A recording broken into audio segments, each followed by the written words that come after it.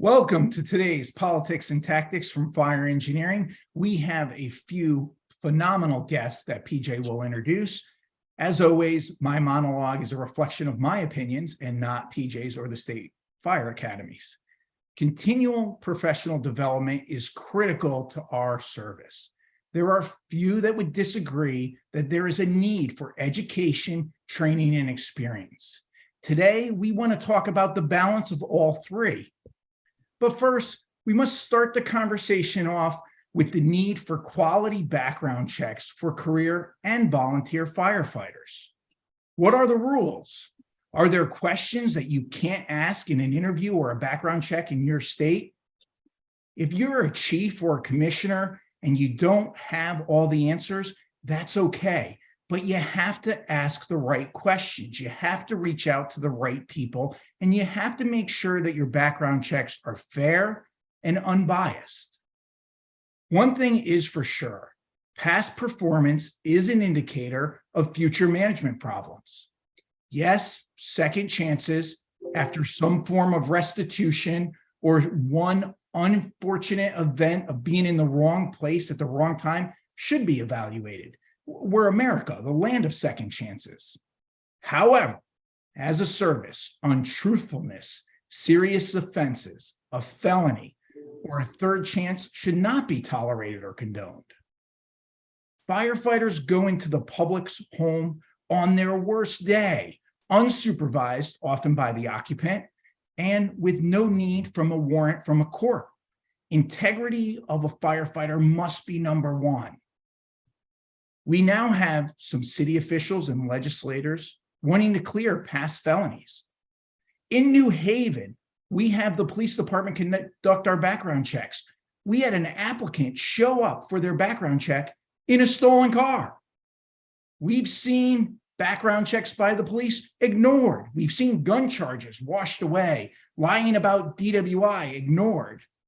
Elsewhere in the city of Bridgeport, they hired the individual who drove the getaway car for a murderer who executed a witness that was set to testify in state court. He's still on the job.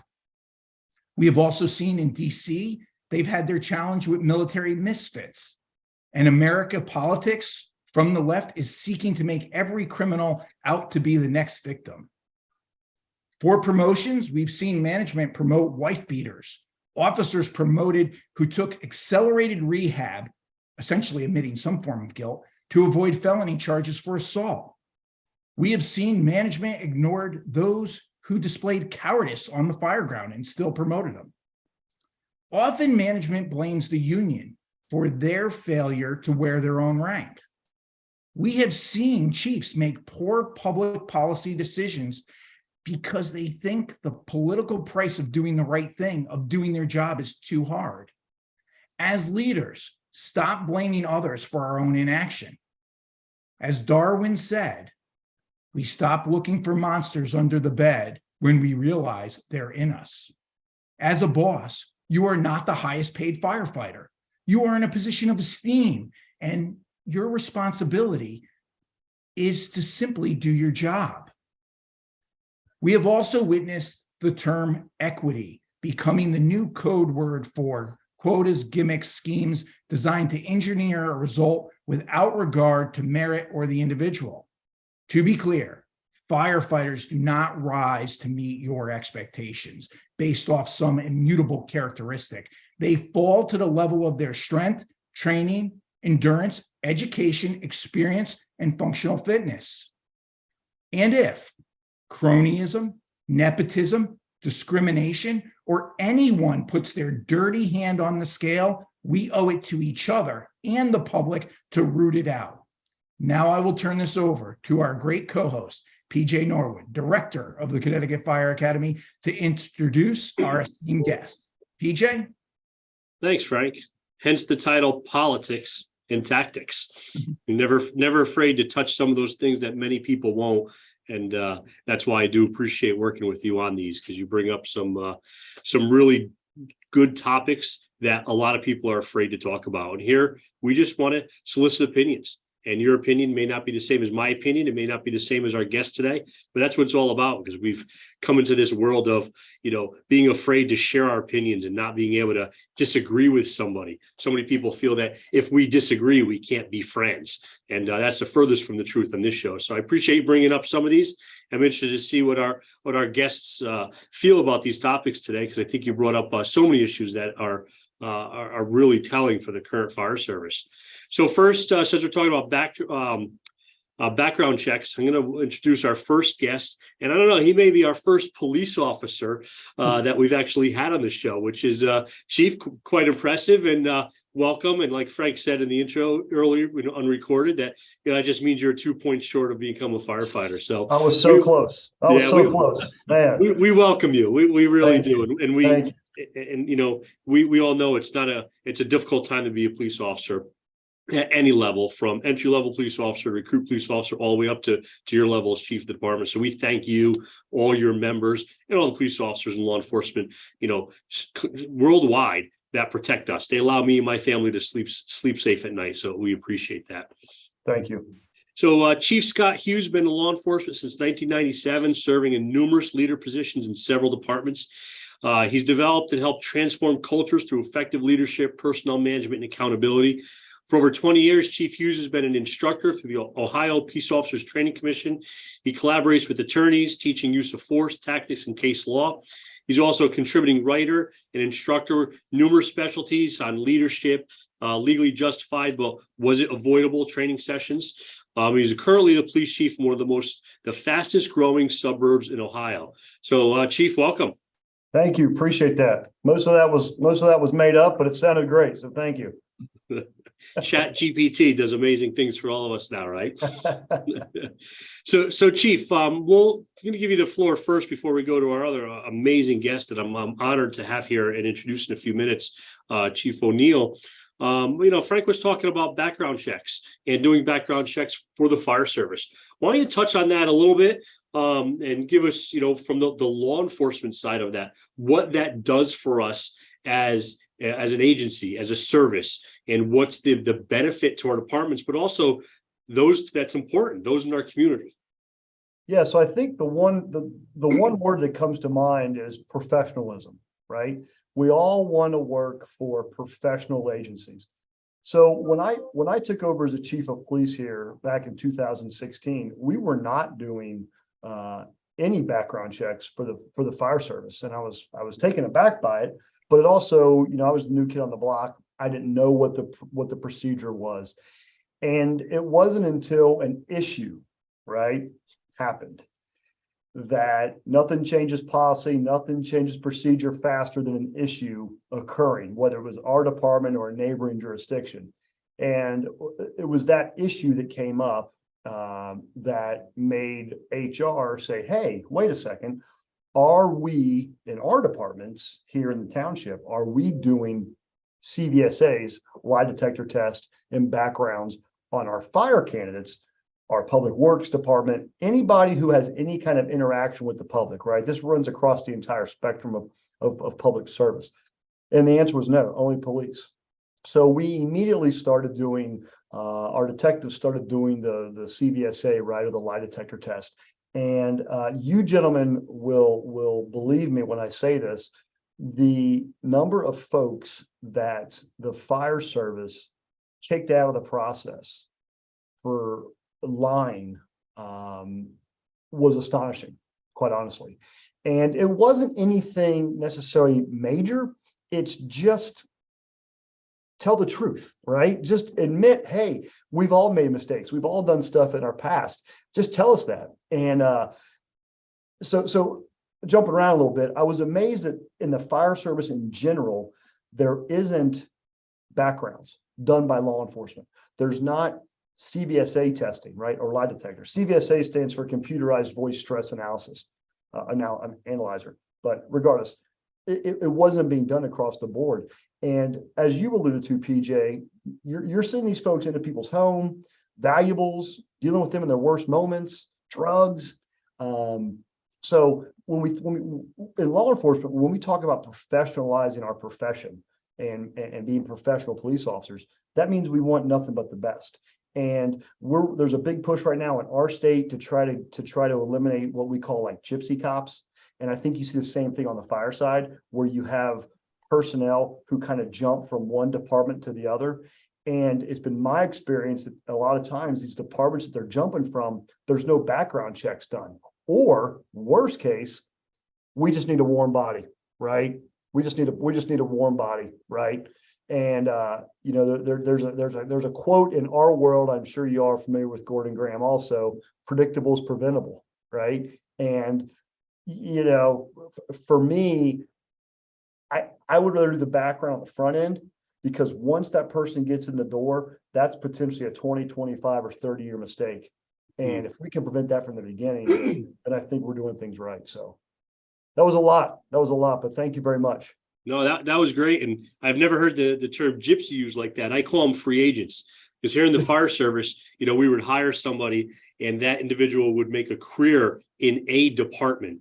But now recruits are like free agents. They bounce from job to job based on, you know, that looks like a great place to live and work. I'm going to go there, work there for 4 or 5 years, or I don't like this place, I'm going to go here. You know, a lot of the younger generation, they have less ties to individual places. You know, when I was growing up, I know Frank was growing up, we started where we were raised. And, you know, I started in the same department that retired as deputy chief, that the same firehouse that I was riding my bike into at 13 years old. You know, that has not gone away, but that's a big change in what the fire service was from 20, 30 years ago. So next I'm going to introduce Dr. Denis Onieal. Love to get his input on this. And I would find it remiss that any of our listeners actually are not familiar with Dr. Denis Onieal that are in the fire service already. However, hopefully we have some new listeners that are just entering the fire service, and we can give them some good information. We can introduce them to the good doctor. So Denis Onieal, as the Deputy United States Fire Administrator, Dr. Denis Onieal was a senior career federal fire official responsible for leading the United States Fire Administration staff in the day-to-day operations of the organization. The annual training over 140,000 first responders at and through the National Fire Academy. It's quite incredible. And prior to his appointment as Deputy Fire Administrator, he served as superintendent for the National Fire Academy. He began his career here on the East Coast in Jersey City Fire Department, rising to the ranks from firefighter, deputy chief, and acting chief, leading a uniformed force of 650 firefighters. But I'm sure he's probably, amongst everything else, he's very proud of this, that he spent his entire time in the street as a line firefighter and fire officer, including 15 years on the city's 2 busiest ladder companies. You know, those guys that come up through the ranks and work all those years in ladder trucks, they're quite proud of that. They don't like to, you know, they don't know how to work with the hoses like Frank. Frank's a proud truck company officer. Right, he served both firefighter, lieutenant, and captain. So Chief Onieal, it's an honor to bring you onto the show and introduce you. Welcome. And what's your thoughts on quality background checks as a foundation for employment in the fire service? PJ, I want to concur with Scott that it's critical for the fire departments to spend as much time and effort as they can, and money if they need to make sure that they're getting quality candidates. Because as Scott pointed out, and I'd concur, the decision is a 25-year decision. There's a couple of points that I'd like to make, that I'd like to add to the discussion. One is that when you're doing a background check, when I was hiring people, I never asked their immediate or their current supervisor or boss or company, because I never knew if they were trying to get rid of them and get a very good recommendation. So I always went back 2 or 3 prior jobs or prior departments to find out, would you hire them again? And I as someone that had people leave the organization, sometimes I would get a call and ask for a reference, and 99% of the time, you're going to give a good reference. But in the 1 or 2 occasions when I couldn't, what I would say, I wouldn't spend a lot of time doing negative. What I would say is this: I have to call the law department to find out what I'm allowed to say. I'll call you back in 3 days. And that was all the information that they needed. The firefighters and police officers that are jumping around, there's another thing going on in our service, and that is the transition from a defined benefit pension system to a defined contribution pension system, which makes them portable.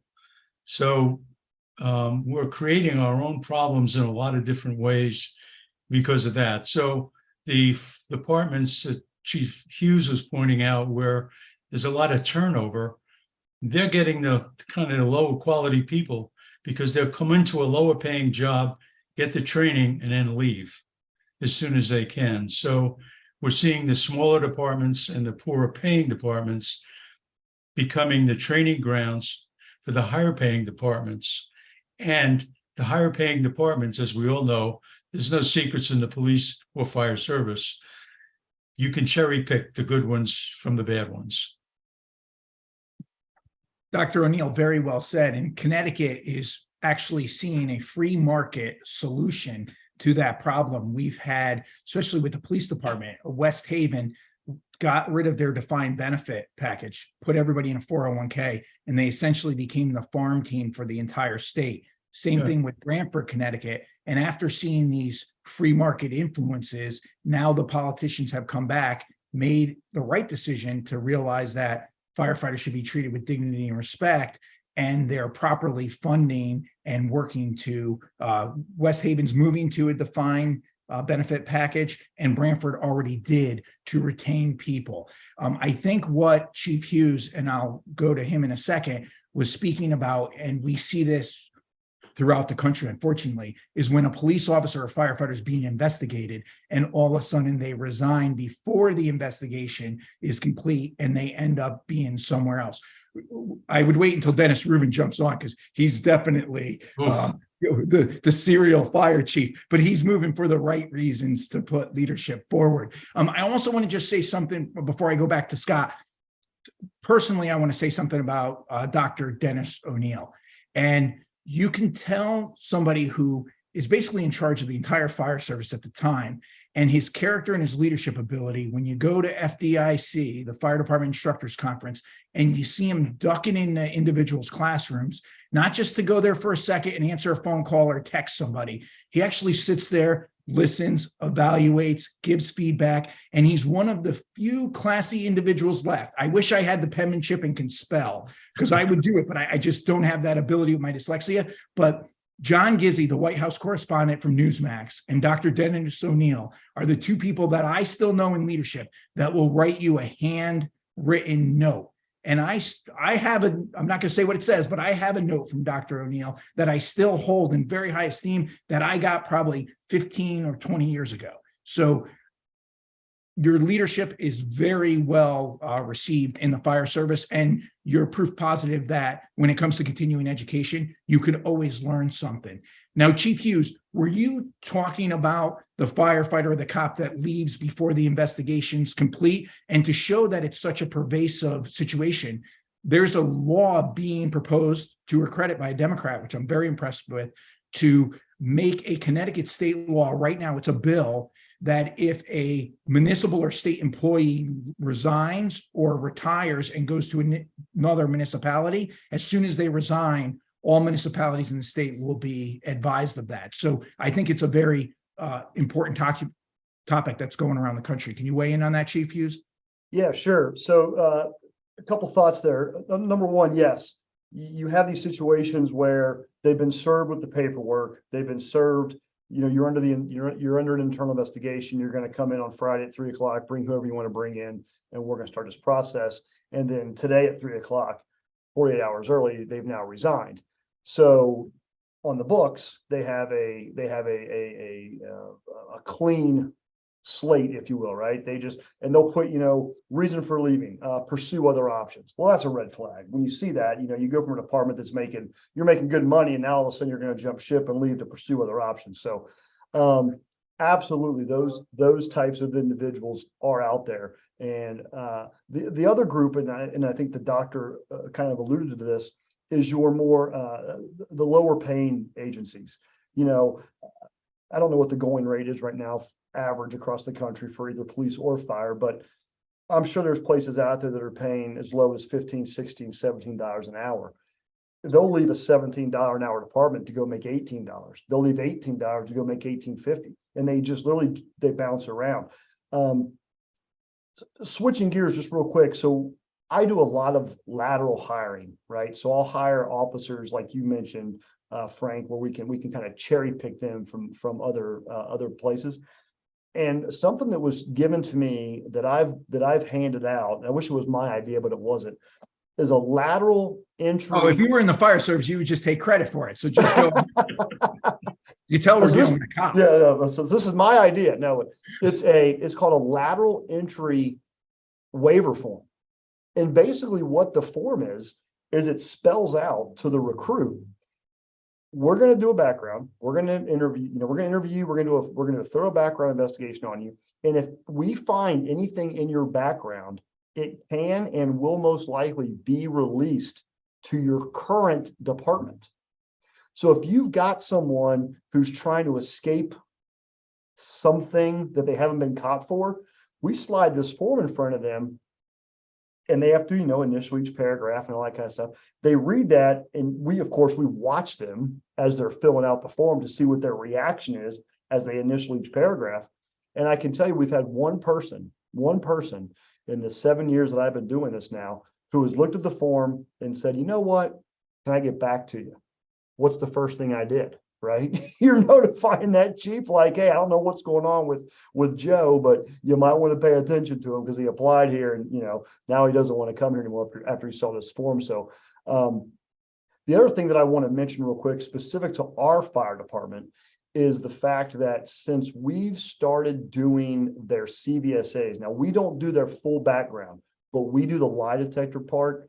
We have seen the number of applicants, quality applicants, increase, the number of overall applicants go away because word got out, right? Word got out like, hey, if you want to work for Hamilton Township Fire Department, they're going to make you take a CVSA or a lie detector. So if you have something in your background, guess where you're not going to apply? You're not coming here. And I think that that word got out, right? And you didn't worry then about the bad apples even applying because they know they're going to sit through it. So PJ, I see an article coming from Chief Hughes on background checks for the fire service and the police department's role for fire engineering. We invite you to write that or co-author it with somebody. Let's move the conversation. And Chief Hughes, please stay on with us because I think it's relevant for both things. I'll pass to PJ and then we'll go to the good doctor. We know that there has to be a balance between education, experience, and training. And there is a debate, and it's kind of interesting. So I am probably the only non-academic fellow that works for a think tank in America, and yet we're here with a PhD. So we have the full, I couldn't even spell high school, never mind graduate from it. So we have the full spectrum here. And I do believe that college is vitally important, but I like the way that Montgomery County, Maryland does college for the fire service. And this is why. I see so many, and I don't mean to disparage them, but so many young firefighters that come out of the University of New Haven, which is a great school, but there's no balance with their experience. And it almost sets them up for a little bit of failure. When I've seen in Montgomery County, Maryland, what they do is they require a little bit of college for each rank. Instead of saying, we want you to start off with a bachelor's degree, come in and think you have all the answers, and then you got to get beaten down a little bit. But Montgomery County does it by each rank, they increase your credits till you finally get a degree. And I think that might be a real valid method because it gives balance to education, experience, and training. And, and it could go the other way in reverse too. You don't want somebody just with all experience and no education. I think it was Ben Franklin who said, experience is the best teacher, but only a fool learns in that school alone. So PJ, do you want to weigh in on the educational balance? We'll go to Dr. Onieal and then we'll go to Chief Hughes. I do. Yeah, Frank, thanks for the opportunity. Yeah, I think that the scale has tilted a little bit too far, where we see some departments, agencies requiring a degree. They don't care what that degree is in, as long as you went to a college level program and you have a 4-year degree, boom, you've met the standard. Well, what does that really do for our fire service? It means that they can go attend classes for 4 years, follow through, write some papers, and graduate with a degree. It does not mean they're going to be a good firefighter, does not mean they're going to be a good EMT, paramedic, or officer. It seems like there's a lot of individuals that are now go to college just for that piece of paper to create opportunities for themselves. And there's a lot of firefighters that have not gone to college that have created opportunities for them in the fire service through their state fire training academies, through the National Fire Academy, through resources like fire engineering and writing articles and publishing books and DVDs, right? So there's other avenues, right? But some of those individuals may not have that college degree, but yet they've created more opportunities and have more experience and have produced a bigger body of work than somebody who went through a 4-year degree and maybe have a degree in, basket weaving or, whatever it is, but they have that degree. So while I think that the college is vitally important, as you said, I do like the model that you were talking about in Montgomery County. There does need to be a balance there. I don't know where that balance is. I don't know where that line is and where it tilts too far. And that's why I'm really interested in Dr. Onieal's opinion on this. I know this is something that he's very passionate about and very well spoken on this. So I'm interested just to mute myself and sitting back and hearing his take. Doctor, no such thing as an easy interview on politics and this feels like firing a line or something. No, PJ's right. There's a balance that's really required. And the person that I always like to talk about is this person that is near and dear to Frank's heart and my heart, and that's Mikey. And Mikey is the best firefighter on the ladder company. Mikey knows every tool inside and out. Mikey drags everything in the fire building and drags everything out. You never have to worry about Mikey because whatever Mikey does is perfect. And when the fire's out and Mikey's got the soot and the snot hanging all over him, we love Mikey. And I loved working with Mikey's. But you have to ask yourself, is Mikey the person that we want before the city council asking for more people or more equipment or more money for the firefighters?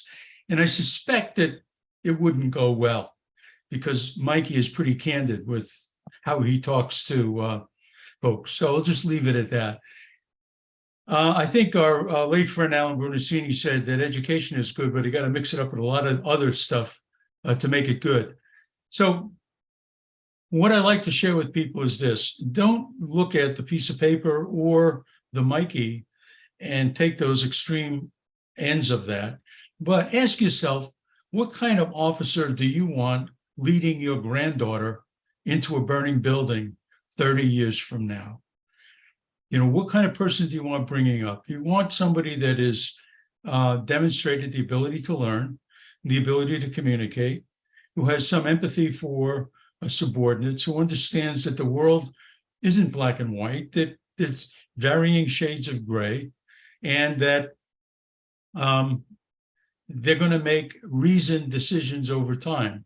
Education doesn't create that, and training doesn't create it, quite candidly, and some experience does. So what you look at is the men and women who are in, what kind of physician do you want? Do you want a physician that just graduated medical school that hasn't had any experience in clinical? Okay. Suppose they graduated first in their class in medical school, but they've never done any clinical experience. You want the surgeon in the middle. You don't want the guy that wrote all the books that's at the top of his game. You want the one in the middle. Or you don't want the doctor that says, I've been doing this for 30 years. I don't care what the science says. So there's no perfect answer to this thing, except to say that, like other professions, we need a balanced approach to education, training, and experience, and some sort of measurement. We need a professional body to evaluate performance. And I think we have those kinds of things in place. It's not perfect. I don't think there's a perfect doctor. There's not a perfect elected official. There's not a perfect rocket scientist. There's just, we got to get the right balance. Very, very well said. Chief Hughes, on the balance of education and experience. Yeah, I think Mikey describes most police chiefs. So, I've always said this. Look, there's this push right now for that every cop needs to have this higher education, and I'm going to echo a lot of the thoughts that you gentlemen just said. What we need in law enforcement is we need good folks who can make good decisions, right? Decision making skills. We need folks who understand, and you just alluded to this. Police work is not black and white. There's a lot of gray, and I've always said, for me, some of the best cops that I've known in my time doing this have been the ones that walked right on top of the fence. Sometimes they fell on this side of the fence in life. Sometimes they fell on that side of the fence in life. But those folks who understand the balance, right? And law enforcement's a lot of the balance. Good cops can turn it on like a light switch. They can turn it off. It's all about balance. And those folks can relate to all different types of people, right? You get called to a house for a call for a petty crime that perhaps maybe you have some discretion. If you've walked that fence and you've fallen a couple times on both sides, you can relate to that, right? If for lack of better words, if you were always goody two shoes, then you're going to relate one way, and if you were always the bad guy, then you're always going to relate that way. So I like being right down the middle. A lot of good cops come out of our correction settings, right? They start off in a jail, where you don't have a gun, you don't have a taser, you've got this, right? And as I travel the country teaching tactics and teaching leadership, one of the things that I harp on is we got to get back to just using this, because we see so many of these high profile cases, and experienced law enforcement officers will simply say, why didn't they just try talking to them? And I can go on for 3 hours about why we can't communicate. And it starts with this, right? These phones. And, but specifically to the college degree part, I will say this: when you want to rise through the ranks, there is that obvious benefit to having that college degree, because I spend more time now, to your point, Doctor, standing in front of community groups, standing in front of my elected officials, writing papers, drawing up professional emails and memos. And I need that skill set that I was taught in college. Now, to be completely transparent, I did not go to college until I was in my 30s. And in some ways, I actually think that served me better, because had I followed the traditional route, I don't know that those skill sets, especially like the English writing and stuff, would be fresh, if that makes sense. So some of the best cops I knew, though, never once stepped foot in a college. So we have Mikeys too. And when you gotta have Mikeys. I'm not worried about Mikey the cop or Mikey the firefighter as much as Mikey the police chief or Mikey the fire chief. And I think if we use those examples to delineate, I think people will understand that we need those Mikeys at the grassroots level, and they need to be able to walk that line and to understand and to make decisions. But as they go up into the organization, as they become responsible for the organization, as they're leading people, they need an additional skill set that education provides, but also the experience provides and the training provides.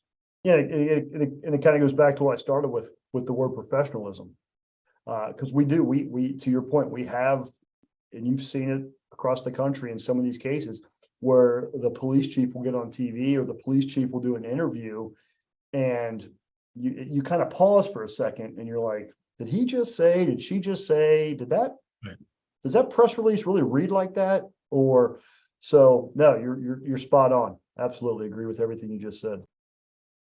One thing I see with police chiefs, and Dr. Onieal, you're my example of how you conducted yourself at FDIC all those years ago is a perfect example, is that all too often somebody gets to the height of their position and they stop learning, they stop challenging themselves or learning the tactics of leadership, and they fall into traps. So just because you are a great firefighter or a great cop doesn't mean that you're going to be a great chief. You need to continue to learn those tactics, seek continual improvement, and get a little better. One thing that I've noticed about chiefs, police and fire across the country, when you sit down and talk to them and say, how often do you interact with, the mayor, the first selectman, and how do you start off those conversations. And often you'll find that a lot of chiefs, they start off that conversation with what their problem is, what their budget problem is, what this officer did or this firefighter did. And I always try to caution people and say that if you're a chief, you're the advocate for your agency. So make it a habit that anytime you talk to an elected official or your boss, start off with something positive that your group did. And it doesn't have to be some fire rescue. It doesn't have to be a shoot. It could be simply, my officer played basketball with this group and we got a letter from just something to keep in perspective. Because I think a lot of our policymakers out there always hear the bad things from all of our leaders that are supposed to be leading. And a lot of the leaders that I talk to, they don't even realize they're doing that. And this is something that I've seen P.J. Norwood do an unbelievable job, is he always brings out the positive of the fire academy before he mentions anything else. So P.J., do you want to go to that and we'll go around the horn? Yeah, Frank, well, that's quite easy because there's nothing here at the Connecticut Fire Academy that anybody would deem negative. So it's pretty easy. He's going to go far. Actually, I'm going to hit on something totally unsolicited, but this afternoon at 3:30 on the Connecticut Fire Academy social media, we'll be posting a great public service announcement that I encourage everybody to take and share on home heating safety for the winter. So I want to talk about something positive about the Connecticut Fire Academy. I'd love to just get that little plug out there.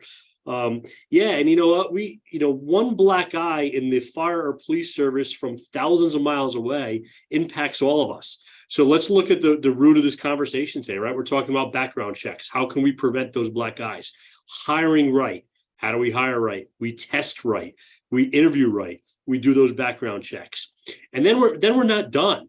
Right, we get somebody in the door, we send them off to probie school or recruit school, we give them that baseline training, and now what do we do, right? Now we have to look at that continuing education, that promotion of training and education, whichever path that may be, whether that's at the collegiate level or if that's at your state fire training academy, it's at the National Fire Academy. How are we going to take that individual and make sure that we're educating them appropriately?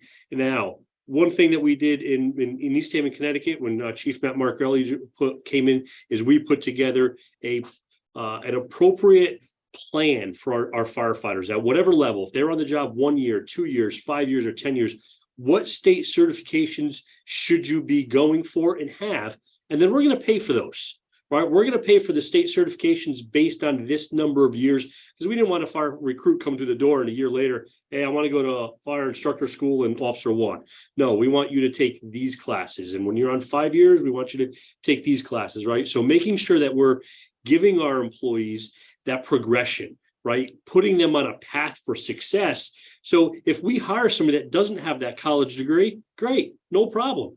But what do we need to do to make sure that we mentor you, educate you, and train you? So in 5 years, 10 years, 15 years, and 20 years, you can be in front of that town council doing that budget presentation, if that's the path that you choose in your career. I think it's our responsibility to make sure that we're doing that. We're training and educating all of our staff to be able to be the chief of the department. I think there are many chiefs and many officers that are afraid to do that, right? They're afraid, well, I don't want to teach him to take my job because then what's going to happen? He's going to take my job. Well, listen, they're going to take your job either way, whether you help them or you don't help them. So let's put them on a path to take your job, right? Let's put them on. If we as a chief officer, every recruit that comes to the door, if you say, that's the next fire chief of this department, I need to make sure that I prepare them for that. Man, our agencies are going to be so much different and so much better when we're really giving them that time, energy, effort, training to make sure that they can take your job, because we need the next fire chief, we need the next lieutenant, we need the next captain. PJ, that's a great point. And I want to kind of stress something, and we can move this conversation to this because I think we got the greatest panel for it. One thing that we've seen with promotional exams in America is they kind of just, each exam, they throw out a new reading list, or, it's like you start over. And it's like, we want people to have a roadmap to succeed. And one thing that I was proud of working with somebody that Dr. Onieal mentored, John Alston, Labor and Management, we came together, and what we did was we put together the reading list and certified it and said, this is the reading list for lieutenant. This is the reading list for captain. battalion chief and onward up. So even a recruit could look and say, these are the books I need to read. And we made one simple agreement that if we're going to change the books, it's got to be agreed by labor and management to what book it's going to be changed to. And one of the really neat things that we put in there that I was really proud of is we put in that if the edition of the book changes 6 months out, further than 6 months from the test would encompass the new book. If the book changed 6 months close to the test, then you would use the older version. And we were providing a roadmap because we want people to have the right answers. And what I think it also did is it also is a way to put the vision of the fire chief forward of these are my expectations in the books I'd like you to read. And I think that that's something that could be mimicked in any industry. And I'll go to Chief Hughes and then we'll go to Dr. Onieal. Thank you. Great point, Frank. Yeah. So in our world, it's interesting. You know, the only reason I think all of us exist as leaders is to take care of our people, right? Make sure that they have the tools and resources and that they're trained to the best of their ability. And, you know, my hashtag is always remember where you came from. In fact, as I stand here today in front of you, it pains me that I'm wearing this shirt because I'm a uniform guy, right? Gun belt, the whole 9 yards, but I have this cast on my hand. So things are a little different right now. But in looking at taking care of your people and making sure that they have everything that they need, it is when they come in for that interview to work for your department, you're evaluating them, right? Like you're sizing them up as, hey, where is this person going to fit? Not in a week from now, but in 5 years from now, in 10 years from now. And PJ made a comment, I laughed, and that is, you know, people get worried about, why would I want to train them better than me? I mean, that's leadership 101, right? I mean, we have a responsibility to make sure that we're developing our people. I want to come back to your point, Frank, but I want to make this comment real quick. And whenever I see an agency go outside to hire the highest ranking official in that department, the first thought that comes to my mind is, what's going on inside that department that needs fixed? And then why haven't they fixed it? Like that's probably a leadership, you know, culture, whole conglomerate of stuff, right? That's going on. But you can look at agencies and they've never, or rarely do they ever hire from within. They're always, it's outside here, it's outside there. And you think, somebody has a responsibility in that agency to be developing these folks to get them to where they need to be. So anyhow, the other thing that I would like to see police especially testing on for promotions is tactics. You know, we have a responsibility to make sure our men and women come home, right? To their families, to their loved ones after every single shift. Yet the ones who should be out there evaluating the officers and making sure that they're doing it safe sometimes are the worst performers because they're removed from that tactical side. So testing tactics in addition to knowledge-based testing, right? Whether it's policy, procedures, mandatory reading, I completely agree with that. But I also think that let me see what they can do, their skill set, and how that comes into play. Absolutely, Chief. Dr. Onieal. Yeah, Frank, I'm going to add to what Chief Hughes has just said. I've always felt that it's our obligation to our organization to bring up good people, to make sure that they've got the skill sets and that you test for them. One of the things that I felt was deficient in my own state of New Jersey was that it was one test. And I feel that if you give people different kinds of tests, 3 or 4 different measurement tools, you're going to get a much better candidate. The tactics part that the chief mentioned is critical because those are the things that you want to develop, but they're supervisors. And Chief Alston will tell you that I would never allow my officers, lieutenants and captains, to carry tools or do any work. I said, God gave you a flashlight and a radio for guidance and illumination. I don't want to see you doing work. I want to make sure that those people are safe. You got to be looking to make sure that they're doing their job right. Help them if they need it, but bring them up, which brings me back to the human relations, that interpersonal skills as an officer, making sure whatever training that they need or skill sets that they need or education that they need, that they're exposed to that.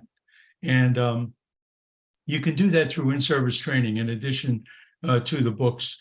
But the idea that there are seminars that people need to attend, or attending at the Connecticut State Academy or the National Fire Academy, those kinds of things are the skill sets that will round people out to bring them up. But if, as the chief said, if they're hiring from the outside, you've got to ask yourself the question, why aren't they bringing people up? And if you look back, you'll find out that there was somebody in charge who was afraid that group coming up behind them was going to take over. And that's what you want to have happen. The cemetery. A well-trained sensible man. Oh, sorry, Frank. I think I talked over you. A well-trained police department equates to, or fire department equates to, higher employee satisfaction, higher retention rates, and lower liability. Right. So at the end of the day, that's what we're all about. Absolutely. I want to go to PJ because Dr. Onieal brought up the point of in-service training. And Doctor, I cannot agree with you more. If you're an officer and you're working with your hands, you're not working with your head. And there are times as you get lower down the ranks, like a lieutenant, where you may have to work between that task level and tactical level, but you can't stay at one too long, especially the task level. You got to bounce back to that tactical level to be a supervisor. But with in-service training, PJ, one of the tragedies I've seen with all of the regulations is that training academies across the country, especially for departments, they've kind of fallen to, oh, we got a problem, we got gear, oh, we got supplies, we got this, bring it to the training academy. And every time they do that, they pile everything on the training officer's desk, and contact hours of what Chief Hughes was talking about and Dr. Onieal was, in-service training always seems to suffer. And one of the things that when I was drill master in New Haven, I pissed a lot of people off is because I said, no, I'm not doing that. I'm doing quality contact training. And instead of doing, say, a live burn all day long for 4 companies and not finishing the department, I would do one fire evolution and then call down another box assignment, do another fire evolution, finish the department, get people back on overtime, and started doing quality drills. So can you speak to that quality of in-service training, PJ? Yeah, Frank, and this is something that you and I have discussed at length. And as the deputy chief of training in East Haven, I had a very large training division of 1 of myself, and that was for the career staff of 44 career staff positions and our volunteer staff of being a combination department. So every problem and every issue is always a training issue. And I was a deputy chief of training and safety. So if something went wrong, whose problem was it? It became my problem. So, and of course, in a small department, operational staff / administrative staff is few and far between. So we would get dumped on, and I would get dumped on. And that was very, very challenging to balance that work and making sure that the staff was getting the appropriate training. To add to that, and I've talked to many training officers, part of our problem then, not now, because the chief has addressed this, is the collective bargaining agreement was very specific on when we could train, how we could train, and where we could train, and it prevented the company officers from running that training. So if there was training in my department, I had to be there and I had to be running the training. Now, I obviously found ways to circumvent that as best I could by being present, but empowering younger members of the department, empowering senior members of the department to contribute and be involved. But I still had to run that training, and that's a huge challenge for many small combination departments here, at least in Connecticut. From the State Training Academy, I have a perspective now of making sure that we are also delivering all of our standard-based training that we need to deliver for our certification level programs. But we're also trying to balance out the call volume of a lot of these departments and the limited training staff by making us more mobile and making sure that we're offering training that we can bring to departments that can be done on shifts. Because many of the fire chiefs don't want to send their firefighters all the way to the State Fire Academy and pay them overtime or backfill, right? So we're trying to make ourselves to where we deliver our training modular based, right? Take our biggest, newest program, our fire dynamics program that I've been influential because of my work with UL. And that's a 3-day class.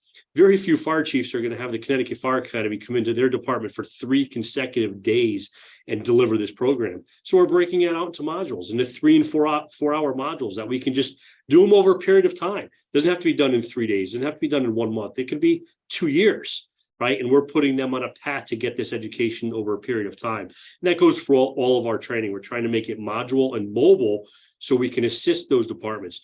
But now we also have to look at the volunteer departments. What are we doing to make sure that we're keeping our volunteers trained to the same level? And our volunteers is we know we have a big recruitment and retention problem, and then we expect them to work all day, have some family time, and come back to the firehouse for training on the weekend or evening. But we're going to kill them with 4, 5, 6, 8, 10 hours of training after they've worked all day. So trying to make ourselves modular and mobile to make sure that we're answering the needs of that continuing education for all of our fire service. And because we're approaching that 1 hour mark, I'm just going to give one last plug out there, and then I'll turn it back to you to go to our guest for kind of our last words. Is you're talking about reading lists and adopting those reading lists. I hear there's a great book, Evolving Fireground, Research-Based Tactics. I'd love Chief Onieal to take a look at and give some opinion on that book. And again, the Evolving Fireground, Research-Based Tactics. And Chief, I'll get you a copy of that. I think I have an extra one. And I know Frank Ricci has another great leadership book that's going to be coming out shortly that I would encourage everybody to throw onto their reading list. So, Frank, I always got to get those free plugs out there when I can. And since they're fire engineering products, it's okay. That's great. Oh, well, thanks. I appreciate it. And PJ has a great book. Chief Hughes, talk about in-service training, the value of it. And one leadership tip, if you're one of those police chiefs or fire chiefs who you're not putting your hands, getting dirty, chopping a hole in a roof, cutting a roof, pulling hose, pulling your gun, the time to do it, to show your members that you really care and that you're proficient, is go first during the training. Go first. Don't wait until you see everybody else do it. If you want to be a leader, go first. If you make a mistake, own it and share it. You'll get so much respect that you're doing it hands-on. And then don't just leave, stay and participate in the actual drill. I'm not saying you can do it every day, even if it's once a quarter, but by doing it once a quarter, you're going to build your reputation. Same thing if you're a chief and you're giving a speech at a community event. Sometimes chiefs do more damage to themselves by coming in as a guest speaker and leaving before they have coffee and cookies. You got to put into your calendar that if I'm invited to this community event and I want to show this community that I do care, not just some blanket statement, Chief Hughes, not just some blanket statement, but you want to show the community you really care. Book into your calendar when you go to that community event that you're going to make your speech, but you're going to stay around from the end to shake hands, take the hard questions, and drink some coffee. Chief Hughes, talk about in-service training and anything else you want. Yeah, great. Thanks. Great points. So one of the things that we did, and I know the police and the fire side are different with respect to training. I've said this for years. The fire service has got training figured out way better than law enforcement does, the amount of training that you do. But that's a whole other podcast. Then we'll need 2 hours for that one. Having said that, we noticed a lot of downtime in our world, especially with respect to firearms training. You can only have so many shooters on the line at one time, and then when that group's shooting, the other group's just standing around doing nothing. So one of the things that we did was we shoot every quarter, and we took our 8-hour training day of firearms and condensed it down to 4. That way, we got all of our shooters through the shooting exercises, but then we kind of expanded on that, and we incorporate ground fighting or other tactical training, and then every officer in my department is a training officer. And what I mean by that is this: every officer is given a 2-week period throughout the year. So obviously, it rotates, where they are responsible for developing the department-wide training for that 2-week block.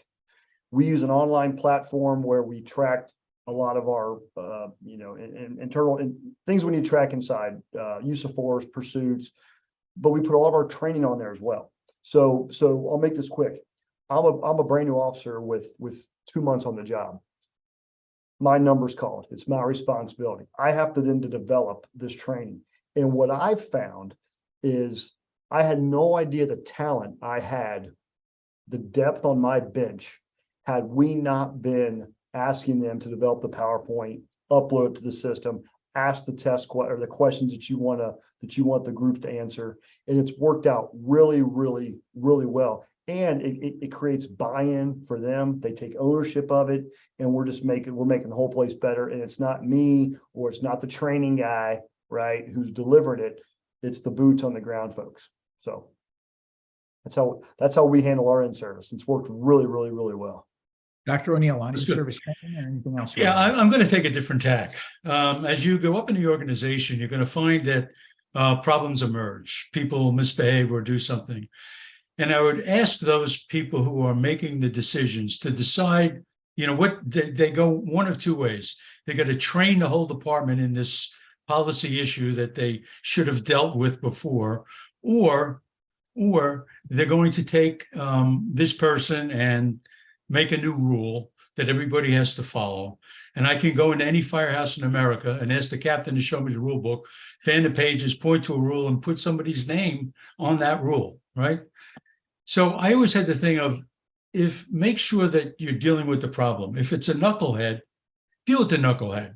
And I had a saying that I used as a manager, and it was that a horrible end is better than horror without end. But making a rule for 1,000 people because one person did something wrong, or making training day for 1,000 people because somebody did something wrong, is really a waste of resources. If you're the boss, decide what needs to be a rule, or what needs to be training, or what knucklehead needs to be dealt with. Very well said, and true no matter where you go in the nation. PJ, you want to weigh in?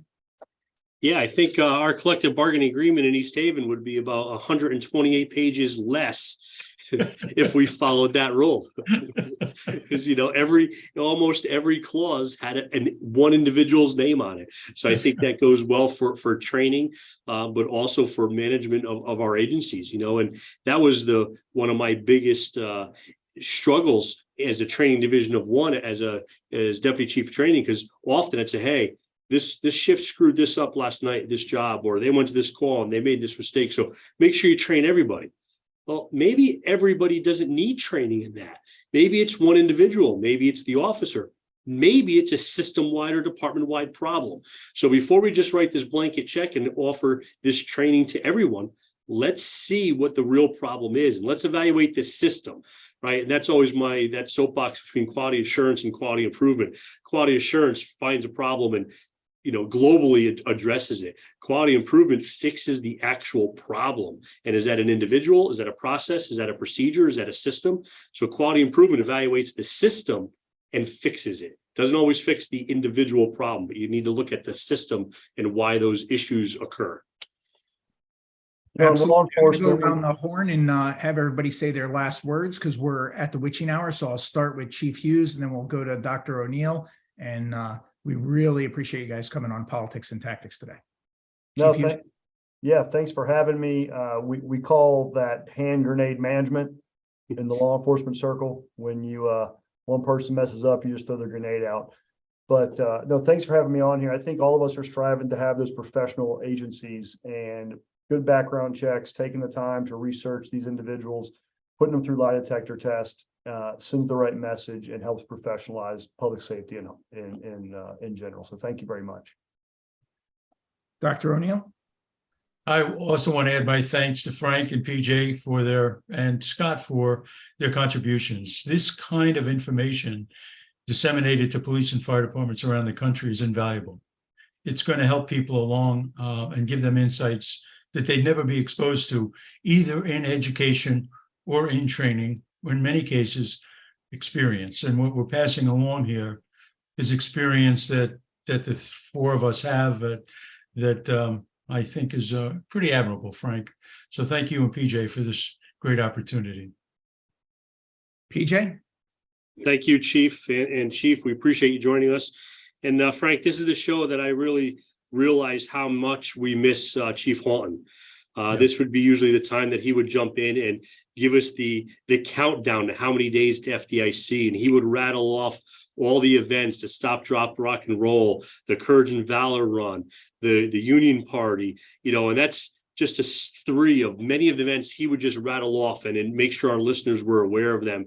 I can't do it justice. So all I'm going to do is anybody that's listening today, they're live or in recording, please go to fire engineering, go to FDIC, look at what's available, make sure you look at the classes. I know Frank has an amazing class again this year. I'll be back teaching again this year, but look at all those other charitable events that surround FDIC and make sure that you attend as much as you can and get involved, because we all learn a lot in the classroom, but some of the real learning takes place in a lot of those after events. So I think, Frank, we need to up our game a little bit for the chief, and that we both miss dearly on making sure we get all these events listed and we could promote them on this show. So thanks again for having me. Bobby is missed beyond belief. He's missed every day. But I could tell that in fire engineering, we're in good hands with David Rhodes, who's a consummate professional. And just by the fact that he doesn't show up on this show shows his wisdom to avoid some of the backlash. I'm going to end the show with a public service announcement. I was a little disappointed with the State of the Union address when our president started talking about the hard talk when it comes to police officers. I think it's fitting that we have a police chief here today, and I'm not even going to ask you to comment on it. I just want to take it off on this. But the hard talk of when you get pulled over by a police officer isn't a conversation for somebody who happens to be black or brown. It's a conversation that my father had with me, that when you were pulled over by a police officer, you keep your hands on the steering wheel so you could even cross them. And when they ask for your license and registration, you lean over and you drop the glove compartment and you keep your hand away from it until the officer sees what you're doing. You roll down your window, you put on your lights. That's an American conversation. And it goes back to somebody told me their 13-year-old daughter came up to him and asked, do police officers get nervous too? And I thought about that would be a great PSA, a police officer pulling somebody over and explaining that de-escalation has to be a responsibility of the police. But de-escalation is also a civic opportunity for the occupant in the car, regardless of race, is that we have to realize as the public that police get nervous too. And we should respect that. And think about your heart pounding when the cop pulls you over.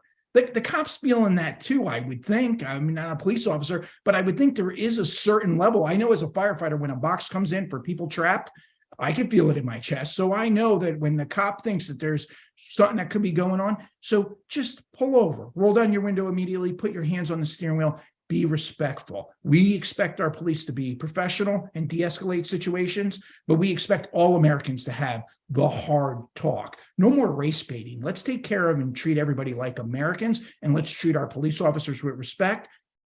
And that's it for Politics and Tactics today. We had great guests. Thank you, Chief Hughes. Dr. Onieal, you're somebody who I've always held in such high esteem. It's such an honor to have you on the show. The impact that you've made on the fire service has been amazing. And it's great that you're going to evaluate PJ's book and maybe give him a comment or a blurb.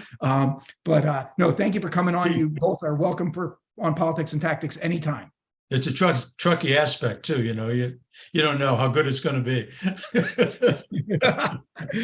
And that's it for Politics and Tactics tonight. Thank you for Fire Engineering for hosting this show. And we'll see you in Indianapolis, where we bring 35,000 firefighters to Indianapolis every year to train the best of the best.